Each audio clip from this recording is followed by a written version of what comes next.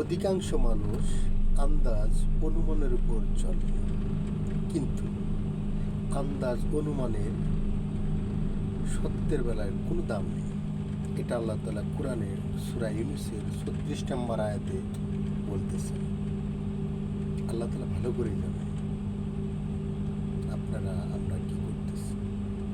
এখন কথা হলো, আপনি কি সে আন্দাজ অনুমানের সংখ্যার লোকের মধ্যে পড়ছেন?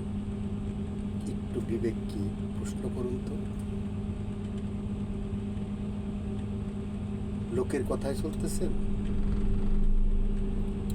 একটা শায়েক একটা কথা বললো সেটাই মেনে নিচ্ছেন, নাকি সেটা কখনো কোনো দিন আপনি কোরআন হাদিস মিলিয়ে দেখেছেন?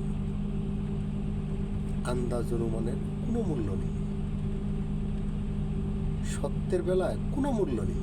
এটা কোরআনে বলতেছে, আপনি দেখেন সূরা ইউনূসের ৩৬ নম্বর আয়াত। অধিকাংশ মানুষ আন্দাজ অনুমানের উপর চলে।